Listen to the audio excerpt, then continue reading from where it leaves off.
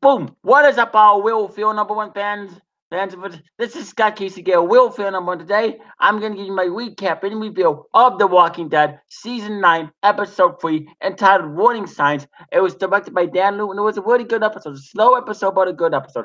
I really like the way season 9 is going.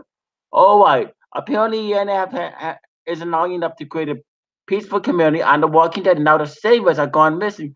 Things are only gonna get worse for them. Here we go. One by one, sailors have gone missing. There were two convoys headed to Hilltop that disappeared, and if what happened to Justin, played by Zach McGowan, there is any indication, they're probably dead too. Justin lies dead in the schoolyard. When the walkers are finished feeding on him, he reanimates and starts walking. The next day, Rick, played by Andrew Lincoln, and Michonne, played by Dana Garia, are back in Alexander. He gets up before everyone else to visit with Carl. When he returns, Michonne is awake and worried about Judith's crop. Rick decides to take the day off to have a Grimes family fun day to get Judith to see Siddiq, played by Avery Nash. He thanks her again for leading Alexander and making the charter. He knows she sees his vision for the future. Rick even suggests they make a baby of their own. Interesting. And then Maggie, played by Laurie Cohen, and Kai, played by James Chen, are transporting food to the construction site. They are stopped by a group of savers. The savers are looking for Justin and are suspicious of Maggie. She is just as suspicious of them. But Saver Laura, played by Lindsay Register, eases the tension, saying they need to leave. As Maggie and Kai continue their journey, they spot someone down the road. Walker Justin. Then, then. Grimes' family fun day consists of a doctor's visit for both Judith and Rick, a walk through town hide and go seek, a picnic and crawling races as Rick leads to Judith on the steps. Michonne sees Scott, played by Kendall Green, running toward them. Michonne goes to meet him, and Rick can see the urgency of his face. He calmly leaves Judith on the stairs and meets Scott. Scott tells him about Maggie finding Walker Justin. Now the Savers are angry. At the construction site, shout out to the viewer that's watching, by the way. Tensions are high as the Savers face off with everyone else. Two of the Savers, Eric, played by Elizabeth Ludlow, and Laura, try to stop their side from fighting Carol, played by Melissa McBride, and Aiden, played by Conan McGoffey. Speak up to calm everyone down. Aiden gets punched. One of the Sabres blame Anne, who's played by Pollyanna McIntosh, for Justin's disappearance, and Gabriel, played by Seth Gilliam, steps up to him. The Sabres had all their guns removed, so they grab other weapons, axes, lumber, whatever they can get their hands on. Everyone pulls out their guns. Rick rides in and stops everyone before anything can happen. Everyone stands down, and Rick tells his team to pair up to search the area. Rick asks Gabriel if he knows where Anne was all night. Gabriel says she was with him all night. Aiden asks Rick to give some of the Sabres guns. Maggie says the Sabres don't get guns. Rick says first they will find out who killed Justin, and then they'll think about it. Maggie doesn't like that idea, but Rick reminds her that most of the workforce are Sabres, and it's their job to keep them safe. Father Gabriel checks on Anne. She says that she didn't do anything. He tells her that he lied. Shout out to the two viewers, by the way. Thank you for watching. He tells her that he lied to Rick for her, saying he was with her all night. She's she's a little hurt that Rick even asked Gabriel if she saw anything. She doesn't answer though. She leaves to prepare for her next shift. Different talk. Rick finds Dale, played by Norman Reedus. He says Justin's wounds look like an arrow. Dale asks Rick if he thinks he did it, and Rick says no. Rick says says others do though. Dale says if he was going to kill Justin, he would have done it in front of everyone. He doesn't know who killed him, but he knows why he was killed, and so does Rick. By bringing everyone together, that's the part of the reason it happened. Rick says the future belongs to everyone, but Dale reminds him of that it's a future that Glenn, Abraham, and Sasha don't get to have. Did Rick think about that? About what they want? Rick says he has, but killing each other is not the way.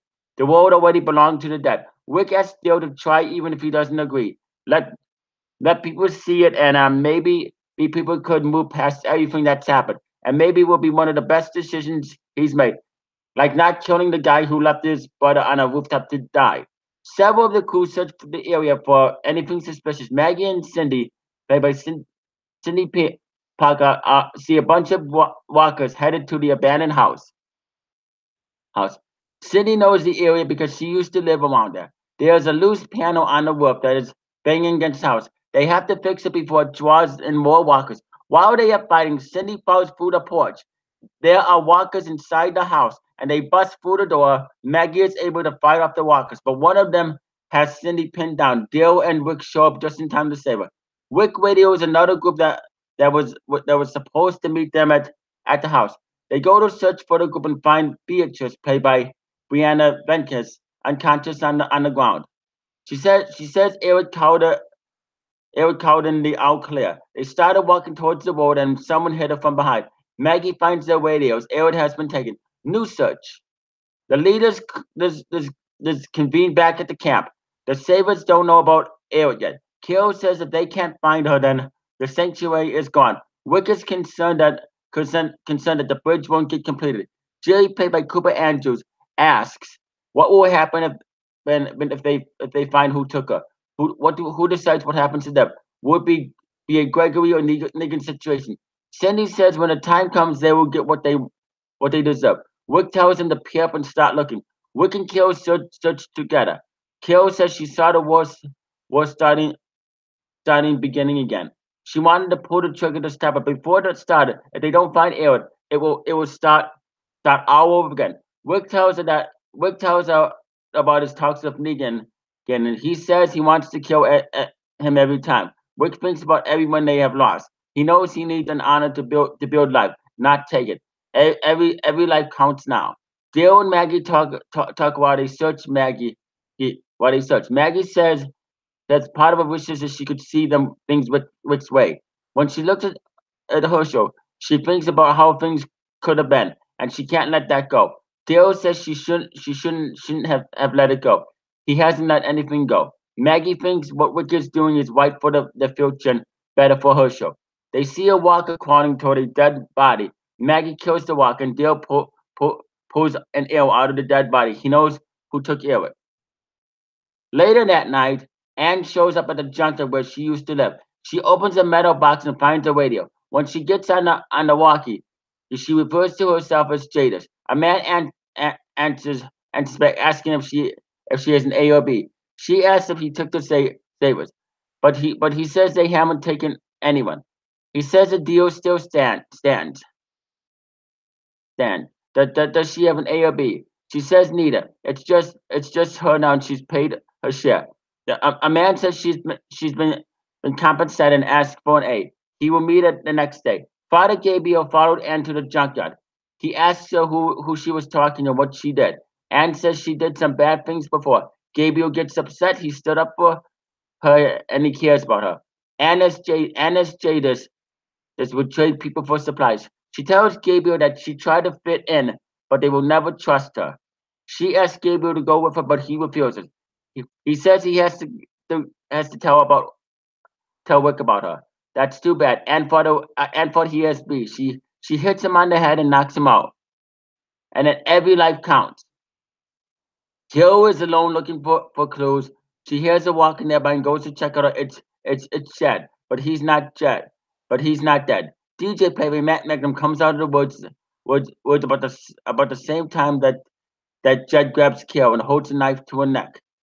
Rick comes out of the woods and holds his gun on Jed. Jed says that they want guns. The Sabres are leaving for the bridge project. They want protection to make it home. He commands Rick put down his gun or he will kill Kill. What Jed doesn't know is that Kill has a knife in his pocket. Rick tries to talk him down. He said if Jed kills Kill, everything they are doing ends. Jed says it ended with Justin. Kill says it's over and Rick agrees. Jed points his knife at Rick and Kill quickly turns around and stabs him in the chest. DJ moves, but Rick stops him and telling him to get on his knees. Rick says they will fix Jed up at the camp. Jed asks why they don't kill him. Kill says because every life counts. No exceptions. Maggie and Dale arrive at the schoolyard where Justin died. They find missing Theo and Cindy holding a gun to Eric's head. Eric begs for Dale and Maggie to save her. Maggie tries to talk talk Cindy down by saying talk down saying by killing Edward it will make matters worse. Cindy says Edward is the last one. She was ready to let it go, but then Maggie showed her the way when she killed Gregory. Edward killed Cindy's brother. The boy was only 11 years old. Edward tries to say he was one of them now, but Cindy tells them that Edward smiled when she killed him. He begged for his life, and then the only thing Edward could say was no exceptions. The exact same thing Negan said when he killed Glenn, Maggie, and Daryl. Well, when he killed Glenn, Maggie and Daryl turned around him to walk away, go away to the sound of an arrow killing Eric. The next morning, Wick watches as the Sabres leave the camp. Maggie and Daryl walk out of the woods and down the road back to the camp. She considers what Cindy said about showing her the way. Cindy did the same for her. They gave Wick's way a chance. Maggie says it's time to see Negan, and I would give this episode 4.5 stars, 2 thumbs up, and 8 plus. 3 episodes in and really liking season 9. I'm liking the new direction. Angela Kang is doing a really phenomenal job. I mean, last season was a very action-packed season of The Walking Dead, but this is like a slowly building pace character building, and I like that. I really like the Walking Dead. I honestly, I think the only bad thing is the ratings are down. I wish the ratings would go up because a lot of people have lost interest in when Walking Dead season 7 came out. I thought season 7 was a good season. Didn't. But I thought season 8 was better. But season 9 is even better than season 8. And I'm really enjoying this. Like I said, I like the new direction. And now there's 14 episodes left. And next week it's Rick's 2 final episodes. Episode 4 and 5 will be Rick's 2 final episodes. So what's gonna happen?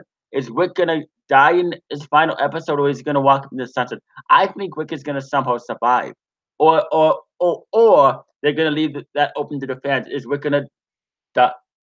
Is Rick gonna survive? So what's gonna happen? Who's gonna take over? But anyway, really great episode, and I'm looking forward to the next to Rick's 2 final episodes. Anyway, you stay classy, live long and prosper, and peace out, and thank you for watching.